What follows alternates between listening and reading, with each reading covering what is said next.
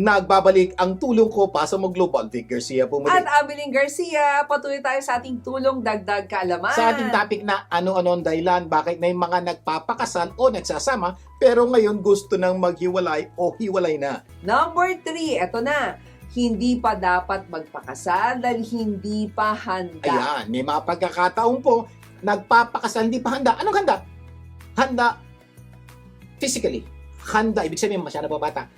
Hindi pa handa emotionally, hindi pa marunong humawak ng emosyon, psychologically, mentally, hindi pa kanya kayang solusyonan yung mga problemang idudulot po ng pagsasama mag-asawa. Oo, at iba financially, diba? Marami sa mga teenage marriage ang nauuwi sa hiwalayan dahil nga masyado pang bata at kulang pa yung pangunawa sa pag-asawa. Yan. So basically po, medyo binabawasan po natin kaya yung teenage marriage. 16, 17, 18, 19, 20, ay pala, 20, 21, Ano ka ba? Hindi nakasama yun. hanggang 19 lang po. Or basically, kahit po may edad na pero kung hindi pa handa, wag po muna dahil delikado po yan. Baka masira lang inyong Oo, pagkasama. tama yung sinabi mo na. Kasi may mga taong may edad na o hindi na teenager pero hindi pa rin pwedeng magpakasal. 25, 26, Oo. 27. Hindi Bakit? po dahil na hindi na kayo teen, Oo. papakasal na kayo. May problema pa rin po. Dahil hindi pa sila handa emotionally o matured, no? O kulang sa paghahanda sa pag-aasawa. So may mga pagkakataon po ganun, medyo may edad na physically, pero yung kanyang emotional age, yung kanyang psychological Yung age, EQ niya. o kaya oo. yung kanyang financial age, medyo bata pa. Pag ganun po, medyo hindi po namin suggest mag-asawa muna dahil napakadelikado po yan. Malaki posibilidad masira ang yung pagsasama. Pero katulad ng nabanggit ko kanina, 'di ba? Disclaimer ulit. May mga batang nag-asawa o hindi pa handang mag-asawa pero naging maganda naman ang kanilang pagsasama dahil pinag-aralan nila no? While they are in that situation, pinag-aralan nila kung paano ayusin yung kanilang pagsasama. Ganda po, no? Pero hindi po namin sinasabi na gawin niyo po ito. Sinasabi Oo. lang po namin ay pwedeng kahit pangit nagsimula, pwede gumanda pero medyo malaki po yung adjustment na ginawa nila in the middle na parang pinahirapan po nila sarili nila kasi mali pa po yung panahon. Pero kahit ganun po, pwedeng itama. Kaya lang po, Yes. marami po, dahil mali yung simula, medyo hindi na po nakaahon, hindi po naka-recover, patuloy na sira po ang kanilang pagsasama. Oh, eto naman, number 4. Hindi pa dapat magpakasal. Kaya lang, buntis na. Ayan, may mga pagkakataon po, alam niyo po, nangyayari po yan dahil nagbunga ang kanilang pag-ibig, yung po tawag nila. Oo. Hindi po totoo yun. Hindi po lahat ng bunga ay bunga ng pag-ibig. Ano? Bunga lang po ng silakbo ng kanilang katawan, ng kanilang relasyon. Oo. Sila po ay nagdesisyong magpakasal. Suggestion po namin, hanggat maaari, huwag niyo pong gagawin yan kung pwede lang dahil may masama rin pong epekto yung mga bagay na yan. Hindi dahil nagkamali, no? Nagkamali ka minsan, itatama mo pa ng isang pagkakamali. Kasi kung minsan, tama na yung may anak ka. Pero, na walang asawa. Oo, na wala kang asawa, no? Kasi nagkamali ka na nga.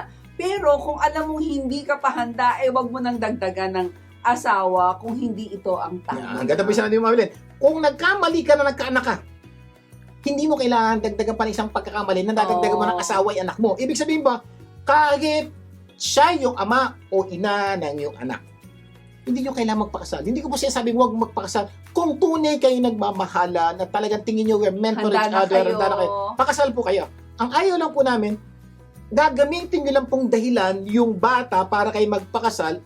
Delikado po yun. Malamang po hindi maging maayos ang inyong pagsasama dahil talagang hindi naman kayo talaga para sa isa't isa. Hindi kayo nagmamahala. Kaya ang payo namin sa inyo, hindi dahil may nabuntis, kailangan ng magpakasal. So, ayun po, hanggat maaari. Pero ang malaking problema po kuminsan, hindi naman po yung lalaki, babae na nagka-problema. Oo. Ang problema po ay yung mga magulang, si nanay, si tatay, si ate, si kuya, si lolo at si lola. Kasi nahihiya. Mm-mm. 'Di ba? Parang kaya sa mga magulang, huwag po nating pilitin ang ating mga anak dahil lang may nabuntis, 'di ba? Dahil kung nagkamali na sila ng minsan, hindi ito kailangan itama ng isang pagkakamali. Kasi po baka masisi kayo ng habang buhay. Ito po sabihin ng anak niyo, kung hindi niyo ako pinilit magpakasal, hindi ganito buhay. Aba, ikaw pa nasisi. Sila na nagkamali una. Ikaw pa masisisi sa dulo. So, ang punto lang po namin, hanggat maaari huwag pilitin, bigyan niyo, pag-usapan niyo po sila. Yes. Kung talaga nagmamahalan sila, handa na sila, pwede naman po.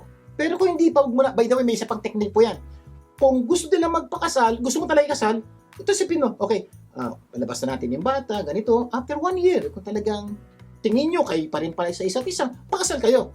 Pero huwag nyo pong pilitin dahil delikado po yan. Pero hindi lahat ng ganitong sitwasyon ay naghihiwalay. May mga kilala kaming nag-asawa na ganito ang simula. Nagsimula ng mali, pero naitama rin sa dulo. Yan. So, diba? uulitin po natin ha, hindi po dahil nagkasimula ng mali na buhay. Kaya lang po, sinasabi lang po namin, pag mali ang simula, ang dami pong struggle, ang daming challenges, ang dami yung dapat itama, at may mangilan-ngilan na itatama. Ang problema po namin, karamihan po, pag mali ang simula, marami po tao hindi nakaka-recover. Yes. Hindi po nila nagagawa yung tama. Eventually, nasisira po ang pagsasama at nasisira po ang buhay nila. At kaya isa, mas masakit dito, kasama po yung epekto yung sa bata. Kasi po, kung walang anak, kayo na masisira. Yung bata po, napakarami na po pag-aaral ngayon na malaki ang epekto ng paghiwalay ng magulang sa kanilang mga anak. Marami pa tayong pag-uusapan patungkol dito ha. Pero bago tayo mag-break, magbibigay daan muna tayo sa usapang real estate mula sa licensed real estate agent na si Rodrigo Suerte Felipe. Rod! Magandang lalaki, magandang babae sa iyo, Dick and Evelyn. Ngayon po, pag-uusapan na naman natin itong usapang real estate. Ang topic po natin ngayon is California Dream for All. So ano po ba yung tinatawag nating California Dream for All? Ito po yung 20% down payment assistance or grant na ipinamimigay ng gobyerno para po makatulong sa mga first-time home buyer na kagaya ninyo. So kung kayo po ay gustong bumili ng bahay, hindi pa po kayo nagkabahay, this is a great time po para bumili ng bahay kasi po merong pwedeng tumulong sa atin. Ito nga po ang gobyerno, California Dream for All. So paano po bang proseso nito? So kailangan po natin maghanap ng accredited lender. So which is, pwede ko po kayo matulungan dyan. So kailangan po nyo mag-apply para po paglabas ng budget sa April, kayo po ay nakasalang na. So pwede kayo mabunot. Kasi po ang gagawin pong proseso ng gobyerno dito is lottery. So pwede kayong mabunot. Pagka nabunot po kayo, pwede sa inyo ibigay ang 20%. So ano po ba yung 20% na yun? Yung 20% po na yun is towards your down payment. So assuming bibili po kayo ng $500,000 na bahay, bibigyan po nila kayo ng $100,000. Kailan po nyo babayaran yung $100,000 na yun? Pagka ibinenta nyo yung bahay nyo at meron kayong equity. Assuming po, pagka binenta nyo yung bahay nyo, meron kayong $250,000 na equity, babayaran po nyo yung $100,000 sa kanila, may matitira sa inyo $150,000, pero yung $150,000 po na yun, tatanggalin nila doon yung 20%. Kasi po yung 20% na yun, parang yung po ang kita ng gobyerno doon sa ibinigay sa inyong pera.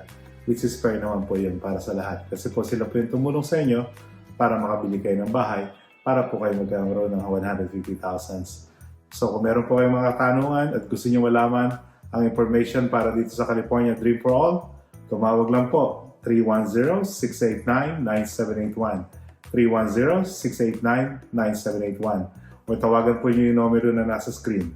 Maraming salamat po. Maraming salamat, Rod! Para sa free consultation patungkol sa real estate, tawagan lang si Rod Suerte Felipe sa kanyang contact information flashed on your screen.